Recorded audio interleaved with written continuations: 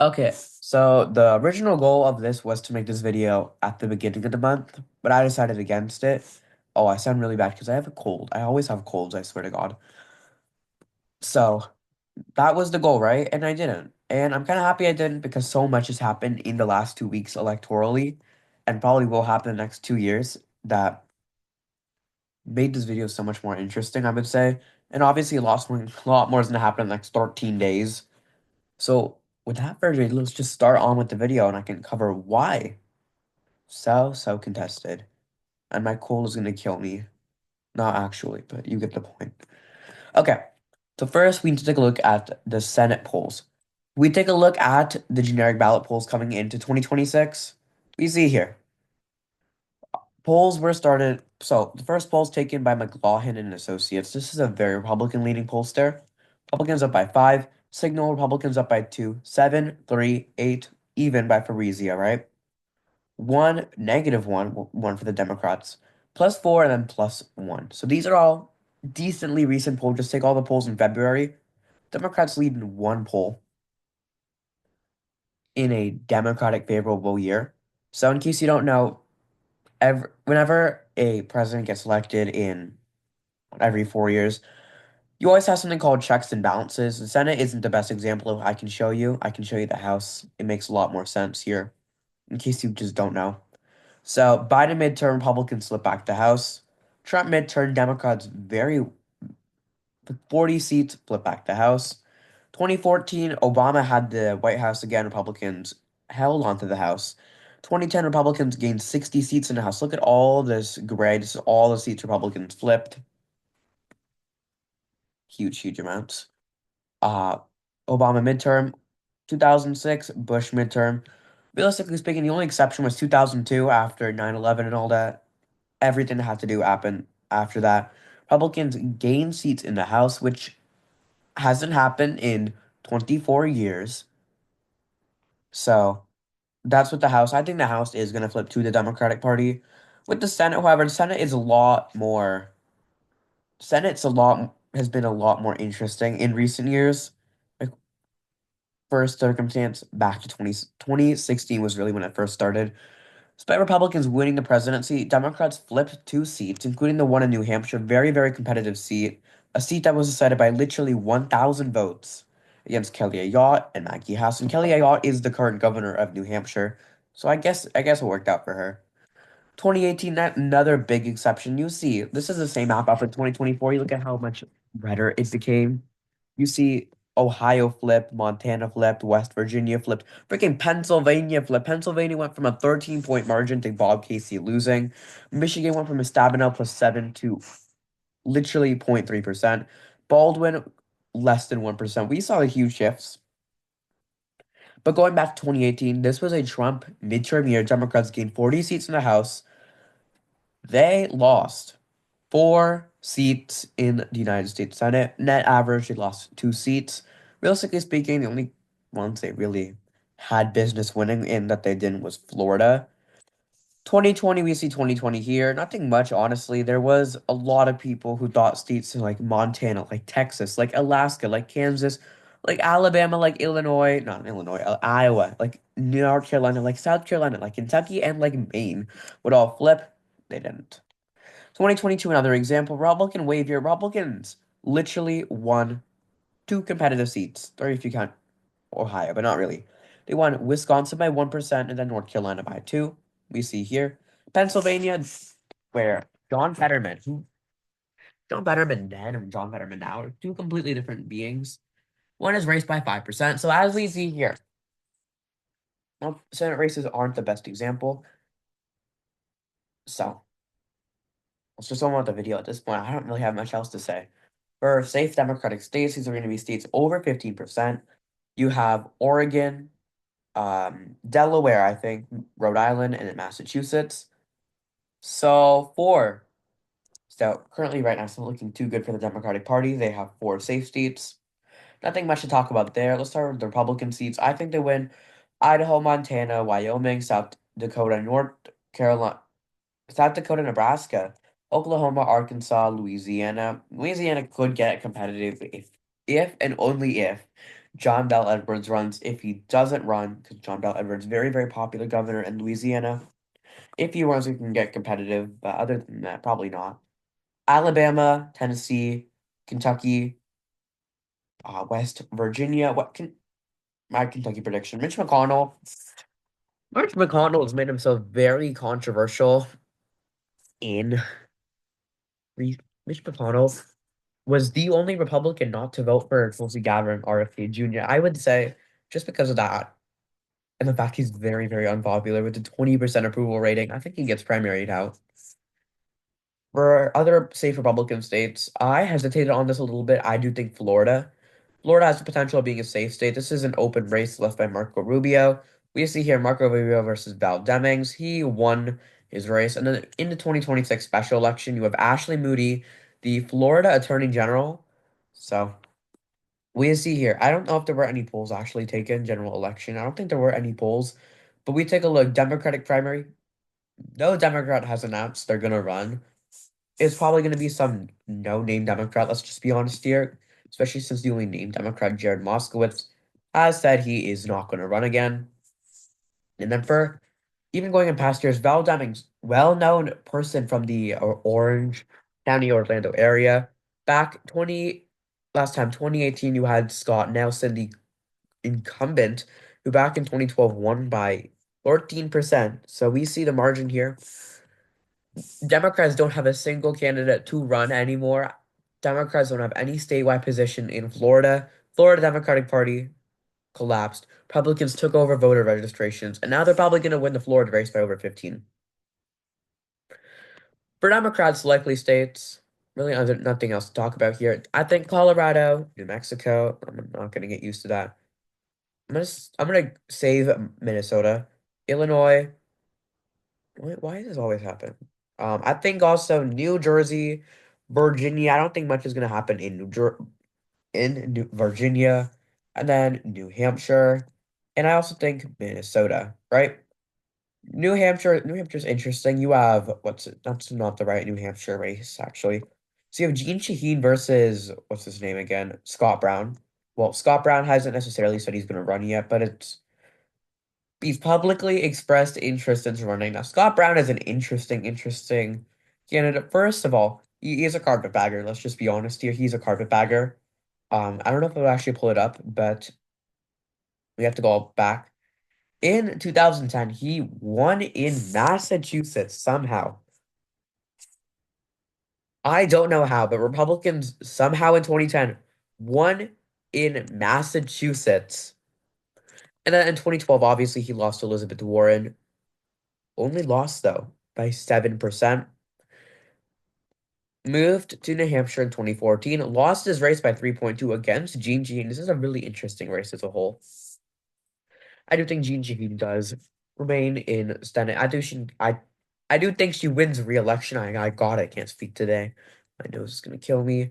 Minnesota is interesting because not only did you have Gary Peters from Michigan say he wasn't gonna run, you have Tina Smith from what's his name? Minnesota.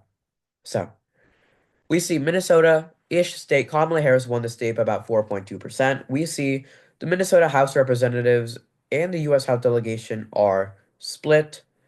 So decently Democratic state. We take a look at the Minnesota House of Representatives. There's a whole thing about that.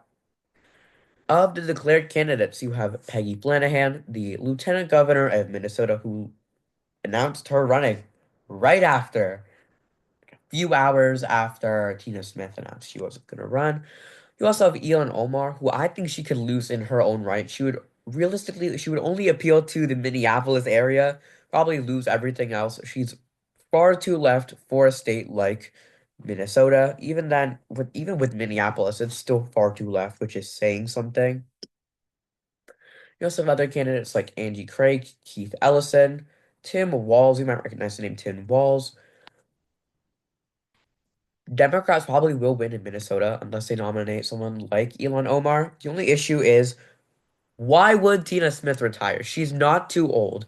She was elected in 2020 for her first full term, meaning she literally only served for well, actually 8 years, only won one outright term, and now she's retiring. Math does not add up on here. at all. Republicans just don't need to nominate a god-awful candidate like Royce White again, and I'm sure they'll probably get the margin at least below what Joe Biden won in 2020. And so here, for like the Republican states, I have Alaska, Texas, Kansas, Minnesota, not Minnesota, Mississippi. I just talked about Minnesota so much. Iowa, Ohio, and South Carolina. Let's just talk with some of these states. Alaska of Dan Sullivan, not too unpopular. I think he will probably win by a decent margin. We see you have Tom Begich, the Begich political dynasty in Alaska. And then you also see Mary Patola. Mary Patola, I swear, there is potential. She's a potential candidate for the governor's race, the House race, and the Senate race. I think of the three races, she's least likely to run for Senate. Dan Sullivan, even with ranked choice voting, he's gonna be fine. Especially with ranked choice voting, he's gonna be fine. Let's just take a look at South Carolina. Lindsey Graham is definitely getting primary out of the state. He's not gonna lose even if he doesn't, but he's probably gonna lose actually. And I think about it, you have Nancy Mace, who she is well known for her outburst on the House floor back last month. I think of all people, Ralph Norman and Nancy Mace, I think they do give Lindsey Graham a run for his money, especially in the primary. You see here Tim Scott and Henry McMaster, South Carolina Senator and Governor. But at the same time, very, very unpopular. This is one of the, in 2020, this was one of the most widely contentious races in the entire country. Not because of margin, because the sheer amount of money that was put into this race. We take a look here. Toss up, tilt R, lean R, toss up, likely R, lean R, lean R. These races, everyone said it would be so competitive. What happened? He won by 10.3. This wasn't even a single digit margin. Lindsey Graham won by more than Susan Collins did, which you think about it, it's expected, obviously, right? We take a look at fundraising. This race, $200 million were spent in this race. Harrison, look how much money he raised in this race. And that's in the worst part. If we take a look at the Republican primary, we see here Lindsey Graham got two-thirds of the vote. We see two-thirds of the vote against a bunch of no-name Republicans. Sure. Go into 2026, he's probably going to lose. Let's just be honest. The primary, not the general. Mississippi is a marginally Republican state. It is a pretty Republican state, but it's only a marginally Republican state. I think Donald Trump in 2020, I think he only won his race by 14.7, I think. We see nothing much in Mississippi. Yeah, it's like one of those states you don't pay attention too much. Kansas is interesting. You have Marshall versus Barbara Bollier. This was also a very, very well spent race. Barbara Bollier, she got a lot of endorsements on her side. We take a look here. Lean R, tilt R, lean R, likely R, lean R. We take a look. Barbara Bollier was leading in about half the polls they took. How much did she lose by? She lost by 11, which isn't too bad of a margin for a Democrat in Kansas. But how considering how much this race was spent on just for her to lose by this much. Ridiculous. Honestly, Democrats had absolutely no reason to be funding any of these races and go well for them at all. I think they're going to learn from their lesson in 2026 while probably going to focus all their money in like Michigan, Georgia, North Carolina, Maine. I think they've learned a lesson mostly. I really have a bad cold. I really can't speak. And with that, Republicans just win the Senate based off these races. Don't even need to worry about the other four competitive races. Already win the Senate. Iowa's interesting because you have Joni Ernst, considered kind of unpopular, actually. When you consider Pete Hegseth, you saw many people thought she wouldn't support Pete Hegseth. Pete Hegseth. She actually did, and that was considered crucial, considering if she had not, Pete Hegseth would not be defense secretary right now because he literally only got confirmed. I say literally too much. He only got confirmed 50 to 50 with JD Vance having to break that tie because of Murkowski, Collins, and for some reason that turtle who refuses to not go back into a shell, Mitch McConnell. I don't know why Carrie Lake considered running. Like, who is letting Carrie Lake run? Joni Ernst, I do think she does escape that primary. It's by a likely margin in Ohio. This is JD Vance's old seat in Ohio. A lot of people back then, JD Vance was not considered a very popular candidate. We saw he lost all three competitive seats. Tim Ryan was just a very, very popular candidate. We see Summit, Montgomery, Hamilton, and Lorain County, these in Mahoning County. So this was Tim Ryan's area. JD Vance was also considered a very, very bad candidate, especially very bad vice president. But look at him. Very, very good vice presidential candidate. Very eloquent candidate, I would say, in his own right. So we see John Husted. He was appointed the lieutenant governor of Ohio. We take a look. John Husted is currently the senator from Ohio. I don't think he does too bad in the state. He's not someone like Josh Mandel, who would probably somehow lose the seats in. Yeah, we see Tim Ryan and Sherrod Brown and Greg Landsmith. I think even if Sherrod Brown tries to run for his old seat again, I think the worst John Hester would get was a 6 point margin. Not much to say about here. So let's just get on with these four states. These four states, you're going to recognize these four states. These four states are probably going to be the determiners of whether Republicans can expand or lose their majority, because realistically speaking, they're not going to lose the Senate. There is I would say, 1% chance Republicans lose the Senate, if that at all. So let's take a look. Michigan, Maine, North Carolina, and Georgia. Let's just start with the lean Democratic states. There are, drum roll please, none. No Democratic lean states. Before I had Michigan in the lean column, but due to circumstances that actually came up, I don't think Michigan stays in the lean column. We see Sarah Anthony, Pete Buttigieg, Abdul El Sayed, Mallory McMorrow, Daniel Nestle, and Hal. And all these candidates, you might be wondering why is that important? Because Gary Peters, the incumbent, has served for a few terms in the Senate, but he, politically speaking, pretty young and pretty premature, honestly, to retire from the U.S. Senate. So we see Gary Peters and also Gretchen Whitmer. Both of them aren't running, meaning wide open primary, very contentious primary for the Democratic Party. And you know who's currently leading? Pete Buttigieg.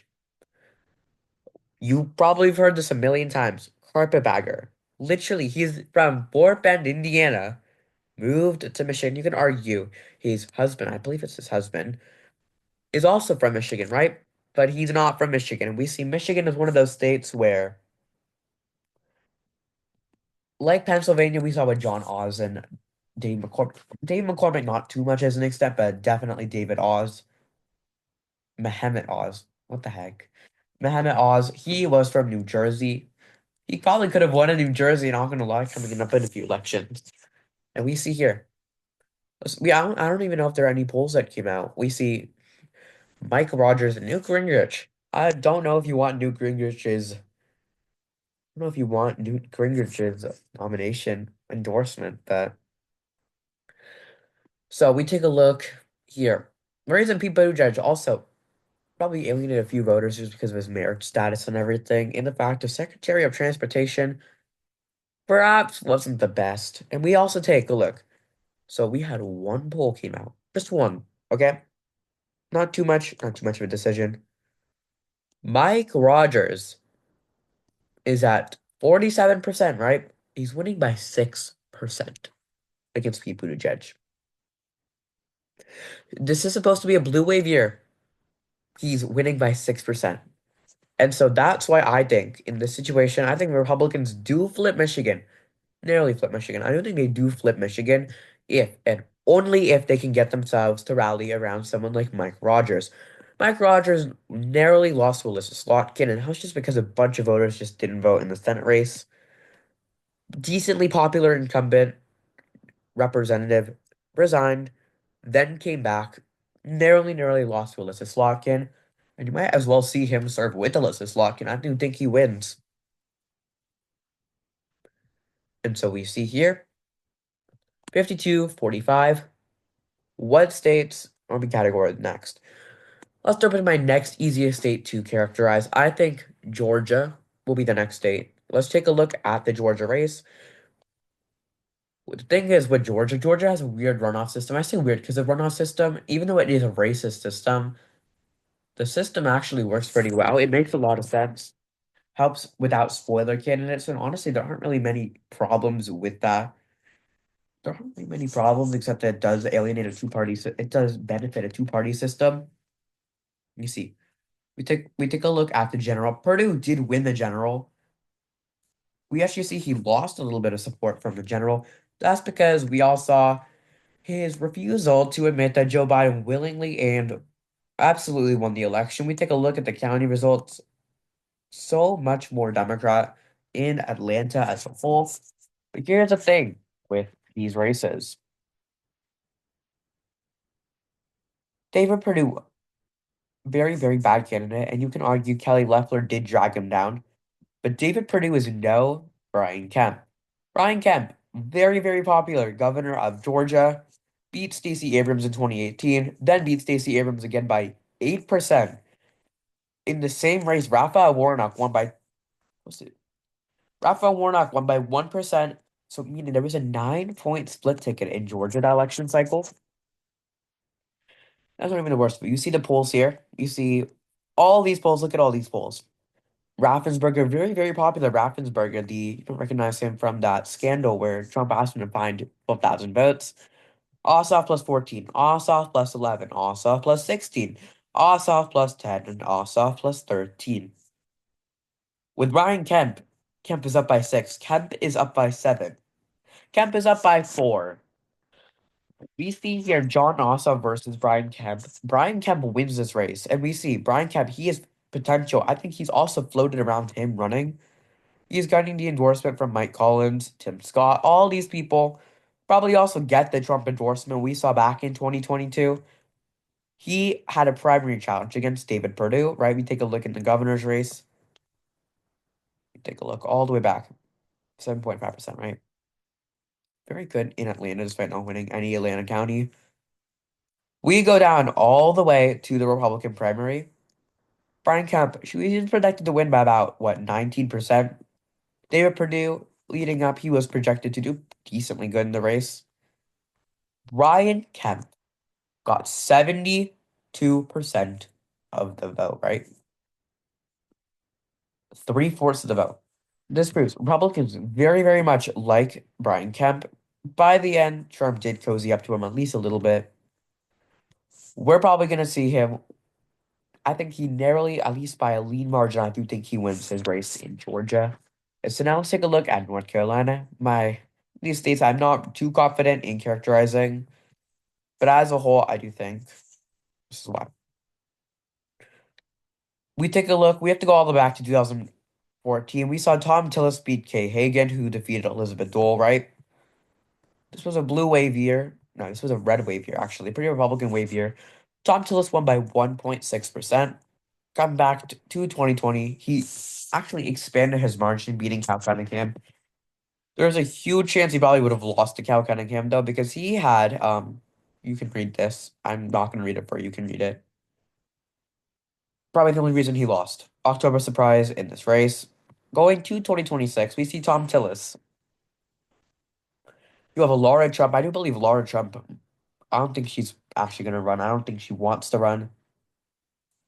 And Mark Robinson. Fortunately for Republicans, we take a look at his governor's victory for Josh Stein. He won by 14.8%. Ridiculous. We take a look. I'm not going to read this for you guys. You can read it yourself. Somehow lost a gerrymander. How do you lose a gerrymandered map by this much?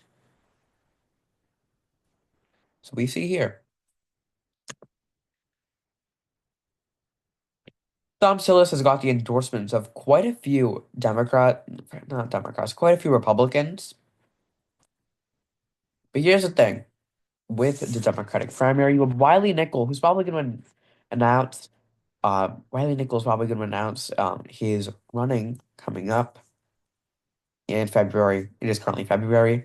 Roy Cooper publicly expressed interest. Roy Cooper is very popular. He won his race first against McCrory, then won by Forrest, decent margins. However, if we take a look at 2022, even though this wasn't the best year for Republicans, generic Republican versus very good Democrat, generic Republican won. I do think North Carolina narrowly goes to the Republican Party. I know it's weird that North Carolina will be more to the left than Georgia, but at the same time, I think I think you can see honestly this race. Republicans just I think they narrowly win, but I do think they'll win. And Maine.